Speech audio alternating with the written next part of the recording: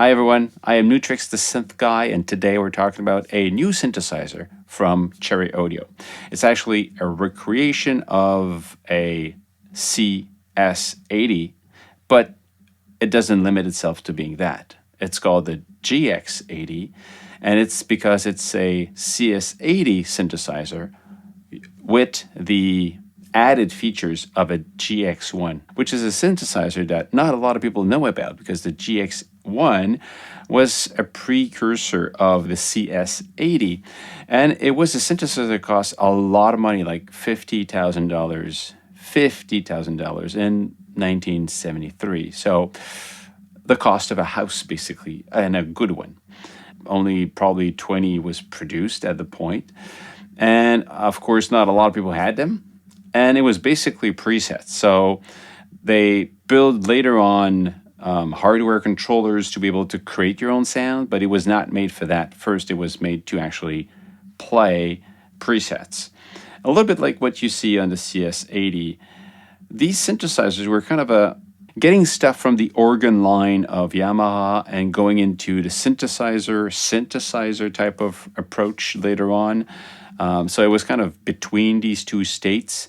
That's why some of the physical controls are dated, if you want. The fact that you have, instead of knobs, you've got sliders, and they're not sliding. They're basically, you kind of toggle them between up and down. So on a graphic interface like you'll see, it's kind of weird. And sometimes it feels like it's inversed, like going down means having much more of the value. So it gets a little time to wrap your head around it. And because it was when synthesizers were started to be more and more known, some of the vocabulary used to identify sections are not used the same way as today. They still represent what it is, but in a way that we're not used to.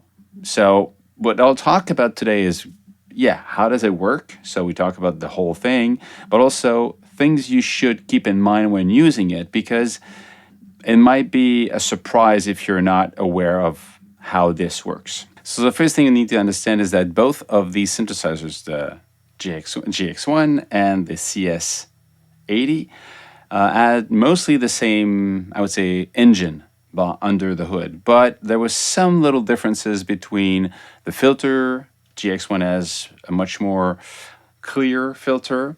It has features like an inversed envelope for the filter, extra triangular waveform that is an octave up, and a couple of things like that. So as we go along, going through the synth, we'll talk about all these other things that you have here.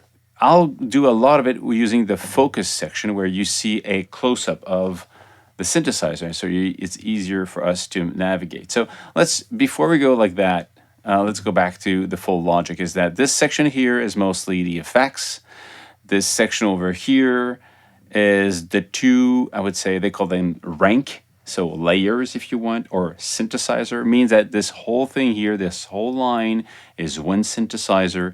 The other one here is another synthesizer. So by default, the CS-80 could play two sounds layered on top, and in this case you can also have them split.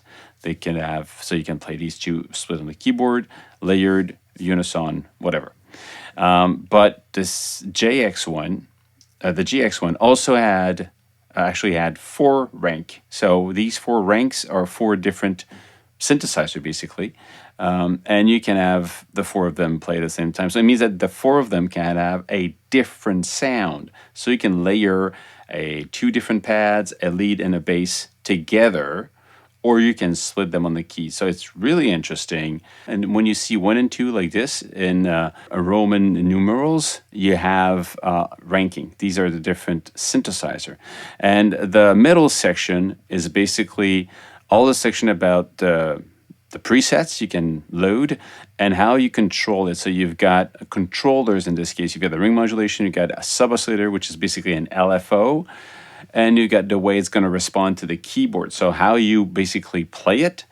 The line under it is basically the voice assign, so the velocity, not the velocity, but the the polyphony of it. Is it in unison and mono and polyphony, and how many voices you can play? Now remember that this is a 16 voice synthesizer. So it's a polyphonic synthesizer, 16 voice. It used to be analog, so 16 voice and analog synth, you know it costs a lot. And this is, in this case, is no voice stealing available there. So if you have 16 voice playing and you try to play 17th, it will not play at all. So it will not steal from the 16, and when it will stop, it won't be able to play until you release one of the 16th notes. So that's the logic behind this. And under that, the last section on the bottom is basically the way you're going to control stuff for the playback, the way you're going to play it. So sustain, the way the pedals would work, and the on-off buttons for the effects, plus, well, the keyboards itself. And by the way, if you click on the logo itself, you're going to get information about who is it registered to, me, and the version, the build, and all that stuff.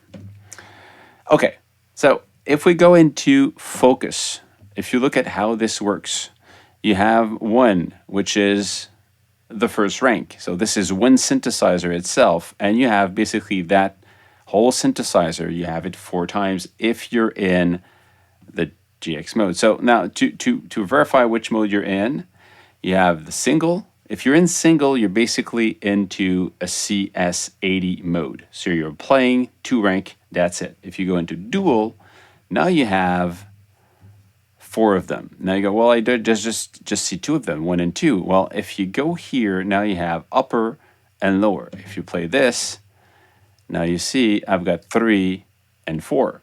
So now I'm in the lower mode, and I have control for the lower mode. And if I click on upper, now you see the graphic is a little bit, it's white instead, so I'm now in the upper mode. So you have access to 4 of them, which is massive.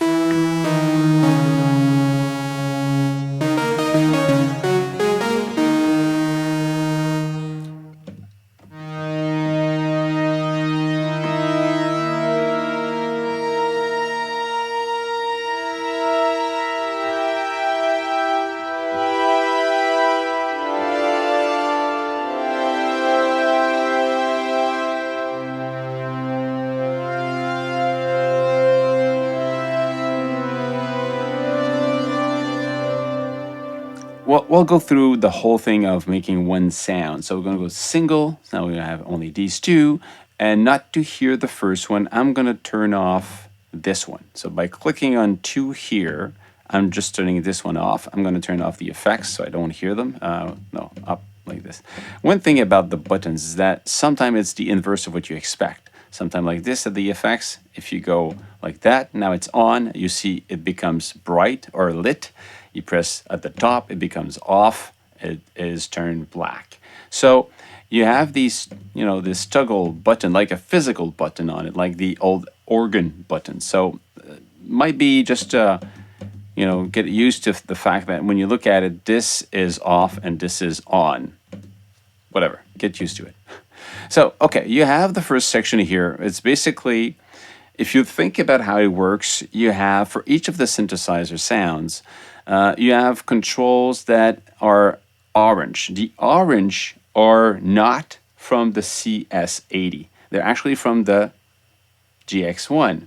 So the orange here, you have a switch between the CS-80 or the GX filter type. So you can switch between the 2 type of filter. You have the norm or the inverted filter envelope. Like I said earlier, inverted filter envelope came from the GX. And you have controls like here, an octave higher triangular level. It's just a triangular waveform, a little bit more than a sine wave. So you have this. Okay, so let's actually just bring that down and listen to the sound. So we have that sound. It's spanned on one side. Bring it back to 0 in the middle. So we have here, this is the on and off buttons. So if I turn this one on, this one here, I've got a pulse wave. This is the pulse width, but static. This is with the modulation, the amount of modulation I want to hear. And do you want to have an LFO modifier? So you have the speed of the pulse width modulation. So it has its own LFO right away, which is interesting. You have an high-pass filter.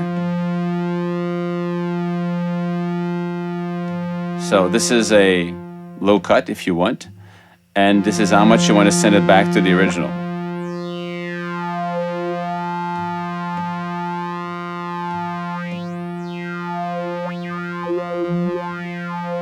So this is pretty cool also. Okay, so this is the sound for just the first one. And of course, if you want to have more movement in it,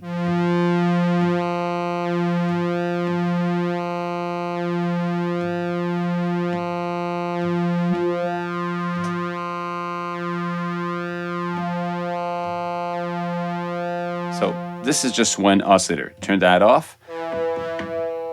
Turn this one.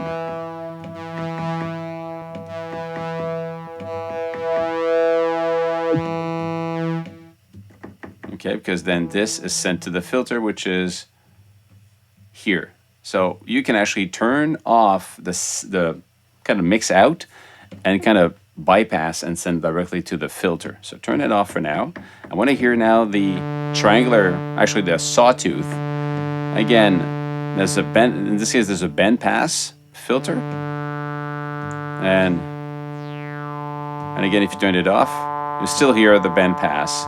So you could actually filter these two and then send it to the mix and then use these filtered version instead of having the raw sound plus the filter. So because if you do turn this on, you have the original sound plus the filter. So let's go back to this. And again, these are orange, so they're from the GX1. You can add the triangular waveform. I'm gonna have a shorter. Okay, so this is basically not even the sawtooth anymore. It's actually just a volume, a different, and it has no control. It's another oscillator or just another shape playing. Turn this one off.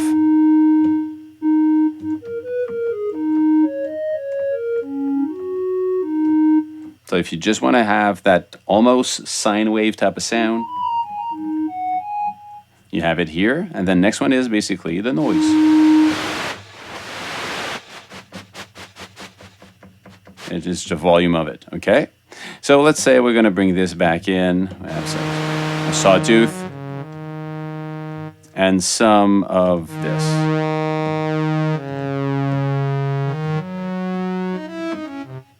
Okay? Then you have the filter section. Either you have the CS filter or you have the JX filter, the high pass with the resonance.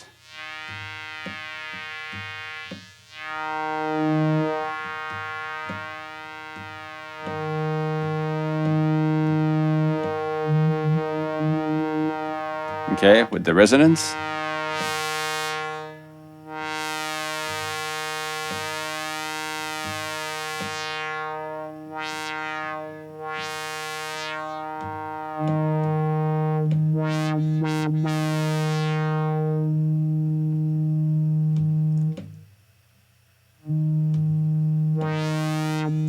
Okay, so high pass, low pass, resonance. So it doesn't resonate that much. You know, it does resonate, but it's I would say a warmer sound. Okay, so now let's actually go with the envelope. We have attack, decay, and release. If you put it at 0, you basically say that's the value of this thing here. If you put it like this, you're going 5 from under this value, and then you're going to 5 over this value.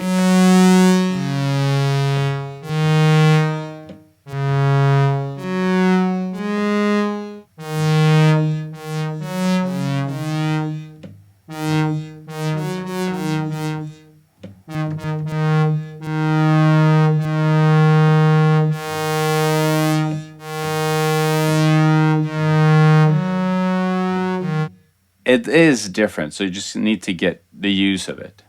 And you have the invert version.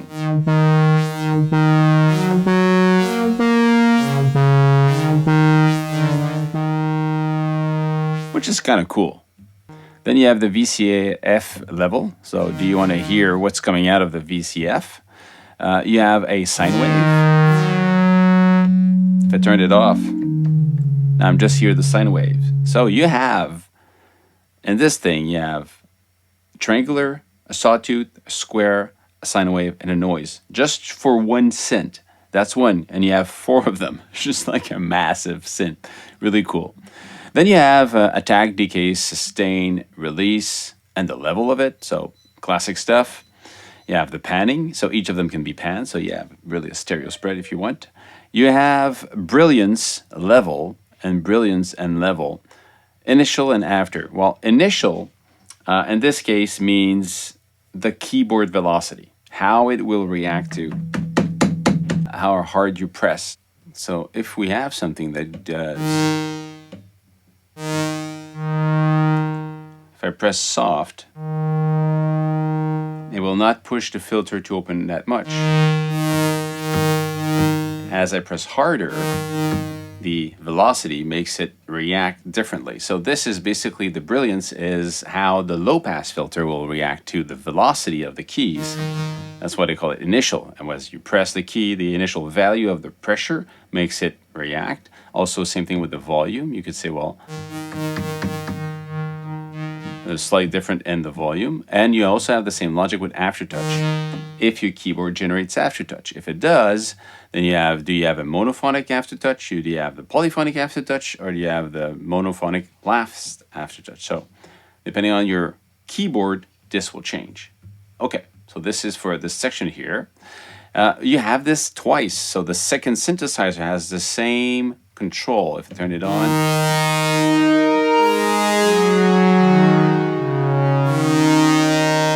so right away you have a rich sound, or you can just basically click on these.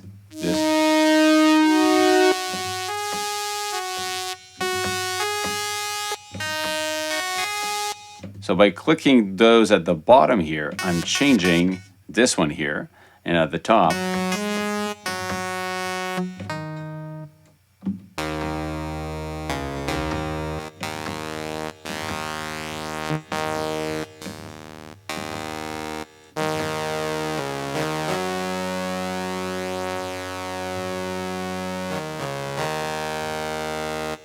you have how you want to detune each of the channel, or these two rank, synth 1, synth 2, okay?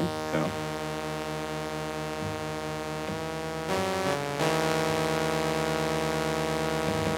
if you want to go back to 0, 0 and enter. You double click, type 0 and enter.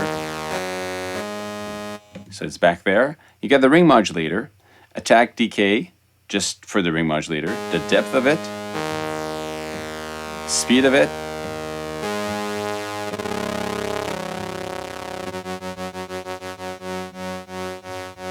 so it has its own LFO also.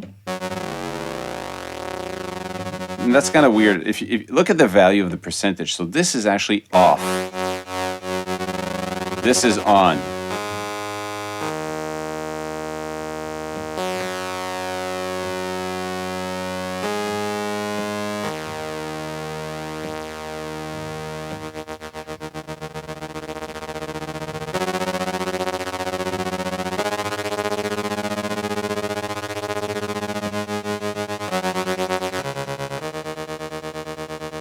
So you have the ring modulator right there with his own speed and modulation amount. So this is 0, this is maximum. It's kind of inverse, but it works, you know. Now the sub-oscillator is something that is, using the word sub-oscillator means something because it's a sub-oscillator, but it's not one that we hear because an LFO is a sub-oscillator. So this is basically the LFO. It's the LFO. They don't call it this way because originally LFO is a sub-oscillator, same logic. So that's why this here you have these, what they call function, but basically it's a waveform of a sub-oscillator. And to actually hear it, you have to decide it's going to be using the mod wheel or not. If it's on, it means that it's going to be using the mod wheel. So this will only happen if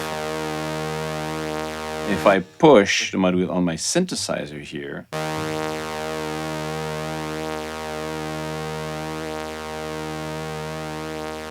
I have it here. Let's say we go VCO for the pitch. Oh, again, these are zeros. This is maximum. Okay.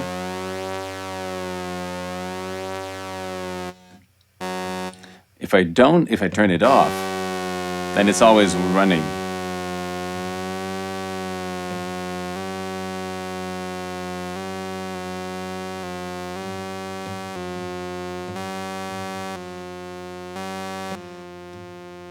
These are the different shapes. The sync, turn it off.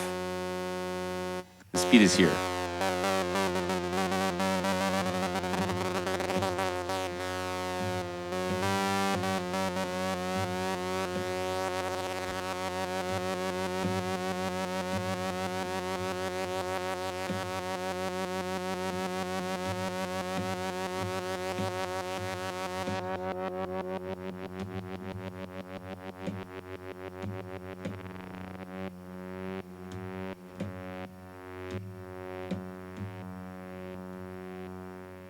Again, always on or on when you push the modulation wheel. So it could be used for a vibrato, a tremolo, or just weird stuff if you want to. Now after that, let's say I don't want it by default. After that, you have the feet or the tuning of each of the two rank. So, and you have these, it seems weird for us if you never use an organ, but these other options here appear in a lot of Yamaha organs. So this is probably a way that organ player will play or choose to combine these two oscillators or to synthesize to make a bigger sound and to do an octave or a chord.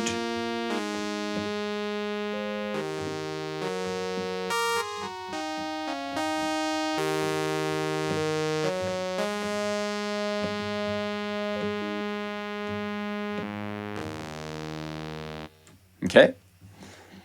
Then you have the mix between the two. You want to hear the first one or the second one. Brilliance is again the filter. You want it to be, but global. You want to close it or opening up. Resonance, global resonance.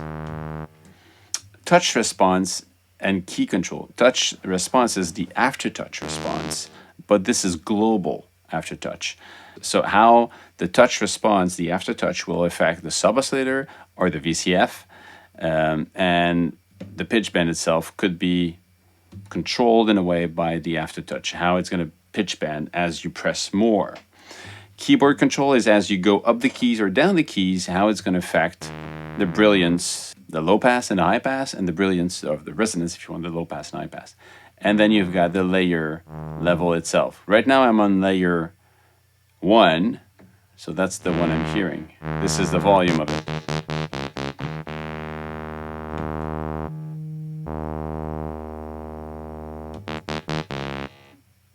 So that's the logic. Then you go lower, you do the same thing again, and lower. Where in single it doesn't work, you have to go in dual, lower, and then we can do the same thing again with this. The only thing that is left is basically how you want to control using expression pedals. You want expression pedals to control the wah, what it's going to be doing. You have it here. You want sustain to be long or short. You want this 1 and 2 is actually not between the two rank. It's actually for, do you want to use different ways of doing the portamento and glissando? 1 or 2 are two different ways to do it. When you release your fingers, as you release them separately, each of the note will have a different ending. But if you do the second way and you release finger, they're all going to end the same way. So they're going to end as a chord together. So it's just a different way to do it. And if you have a sustain pedal, you could use it to control sustain, of course, but you also can use it to control the way the portamento works. So it means you could have no portamento, play the keys. When you press the sustain pedal, instead of being sustained, then you go into gliding mode. You mode portamento, you glide between the notes. You take your foot off the pedal, it goes back to normal without portamento. So interesting in a way it works. Now on top of that, you have effects to this. So you have these 4 different effects here. You can turn off or on.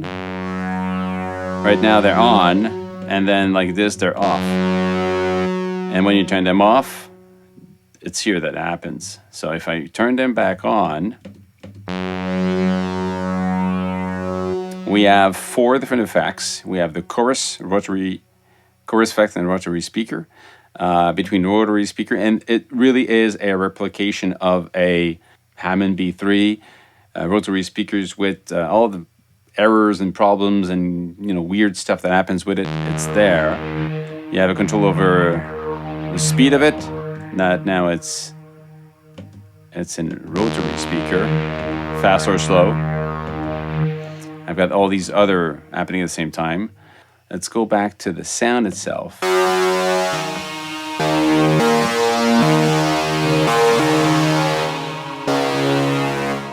now we're in the split mode.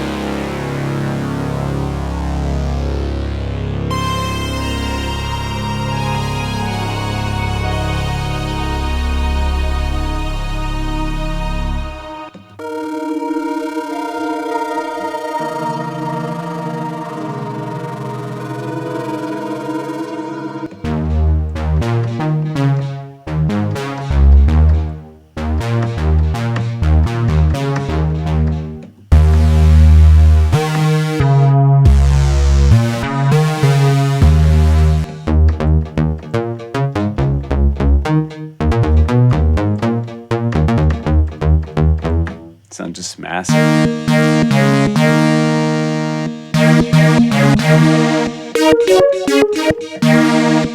Now let's talk about the voices sound here. You have unison mode, you have monophonic, sounds just one note, polyphonic,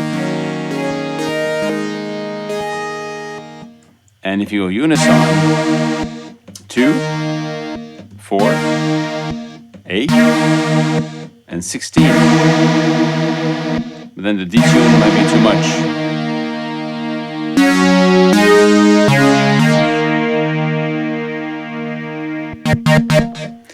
One thing that is interesting to understand is that ribbon control you have it here, so you can click and move. There's no like zero value. It's wherever you click is the starting gliding point. It becomes a 0. Click there and move.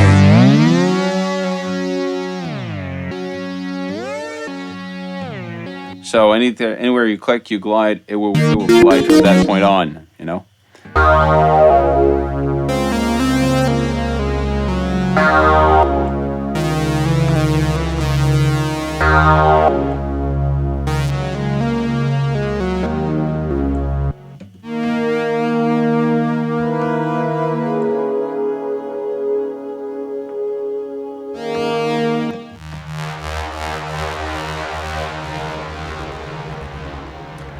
One effect that is part of this that makes it so rich also is the fact that in the reverb section, there's the plate reverb and there's the galactic reverb. So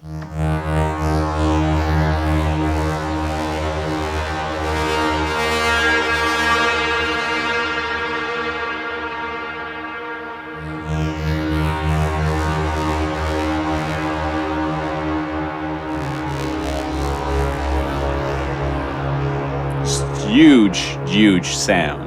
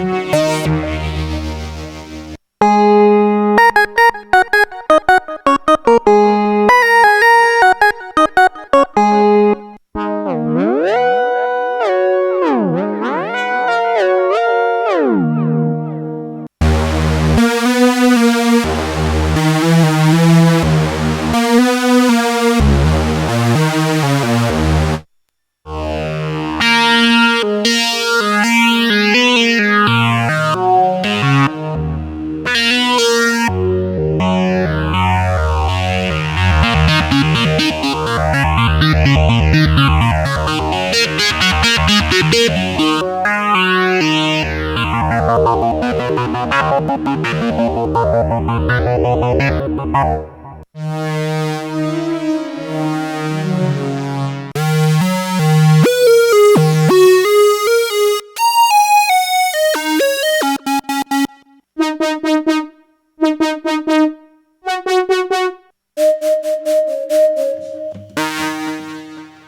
could play these sounds for hours, just so many of them. If you're looking for the CS-80, but actually want to have more than just a replication, this is pretty cool. Of course, you can just use the CS-80 type of sound by not using the GX-1 features, but why? You know, if you can have a massive synth that is a combination of two really cool synthesizer, let's go.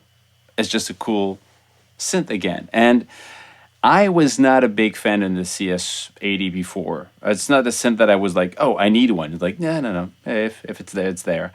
And by playing with the sound, I'm sold. It's just a really rich sound. Of course, if you want to, well, you can do everything with it.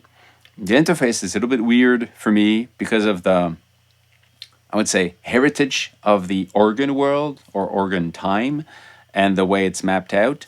But as long as you get around it, you're fine. And it's just a cool synth. That's it. Good work, Cherry Audio. Another good synth in the list of massively cool synth that you're making. That's it for today. Make more music, have fun, stay safe. See you soon. Cheers.